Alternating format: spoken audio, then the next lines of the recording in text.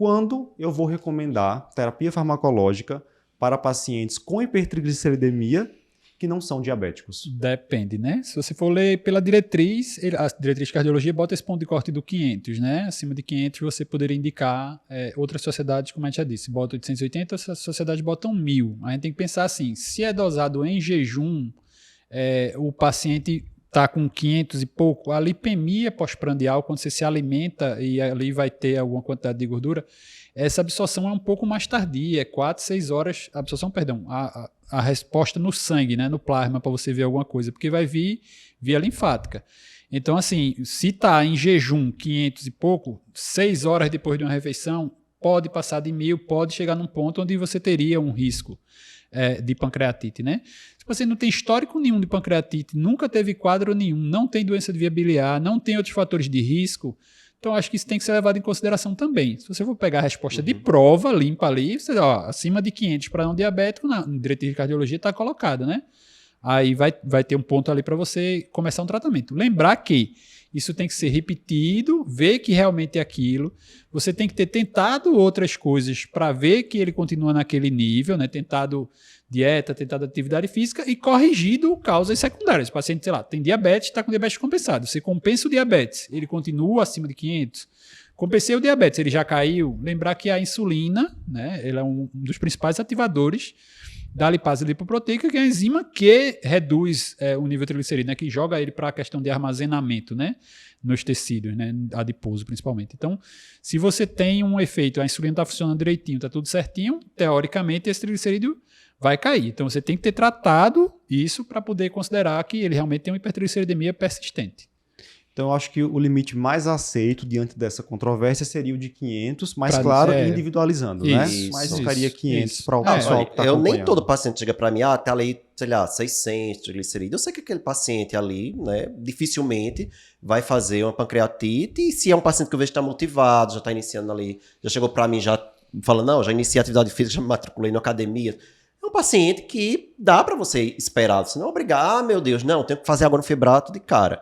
Tudo depende muito do nível. Agora, se chegar um paciente para mim com 1.200, 1.000, ou quanto mais perto de 1.000, maior a chance dele sair com fibrato prescrito. Lembrar uma dica interessante é olhar o HDL sempre nesses pacientes também, né? Porque, assim, quando você tem essa hipertrigliceridemia metabólica, geralmente você tem hipertri e HDL baixo, né? Você tem a casadinha, que é da resistência insulínica, o HDL vai cair e o triglicerídeo vai ficar alto.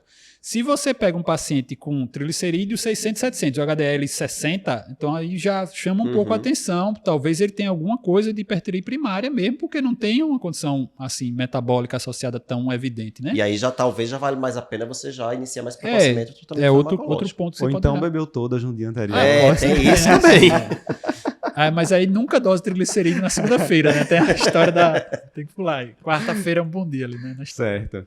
E aí uma preocupação que surge é a seguinte, e nesse caso que eu exemplifiquei, do cara com triglicerídeos de 450, que começou lá a mudança de estilo de vida, conseguiu reduzir para 350. Então ele não tem indicação formal de fibrato, né? Minha preocupação então vai cair sobre colesterol, sobre risco cardiovascular, na realidade, e é um paciente que pode ser candidato a usar estatina se ele tiver risco cardiovascular alto, muito alto, certo? E aí lembrar que se ele for candidato a usar a estatina é tratamento para hipertrigliceridemia também, não é obrigado a ter um fibrato, certo? Principalmente, por exemplo, se for um paciente que você classificar ali como alto, muito alto risco cardiovascular, e aí você vai iniciar uma estatina de maior potência, como rosuvastatina, por exemplo, o efeito dela também sobre o triglicerídeo é maior. Então você está tratando também a hipertri residual nesses casos de alto risco cardiovascular em que você indica a estatina para o tratamento da hipercolesterolemia. E ainda fica a historinha de que se ele tem um triglicerídeo acima de 200, teoricamente você tem que considerar o colesterol não HDL para indicar a estatina, por aí vai, porque a gente lembra que a maioria dos laboratórios eles calculam o LDL. E para calcular o LDL, na fórmula entra o triglicerídeo, né? Aquela triglicerídeo dividido por 5. Aí quando está acima de 200, a fórmula subestima o valor do LDL. Isso. E se você levar em conta só o LDL, você pode não indicar o tratamento. Aí você vamos olhar o colesterol não HDL, que é você pegar o colesterol total, diminuir do resultado do HDL, e aí você vai ter o valor do não HDL. Se o não HDL tiver elevado, fora de meta, que seria aí pra gente lembrar, né, 30 acima da meta do LDL, Então, se a meta do LDL for 130, a do não HDL passa a ser 160. Né? Então, pode ser que aquele paciente tenha essa indicação de estatina pela avaliação do não HDL, do colesterol não HDL.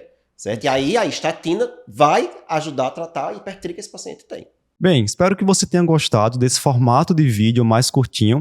Se você gostou e quiser ver outros vídeos como esse, clica aqui nesse vídeo. Tem um formato parecido, o pessoal gostou bastante. E se você quiser conhecer, quiser assistir ao vídeo que deu origem a esse corte, né? Esse vídeo ele foi retirado de um outro maior, de um outro completo. Clica aqui à esquerda que você poderá conferir o nosso conteúdo completo.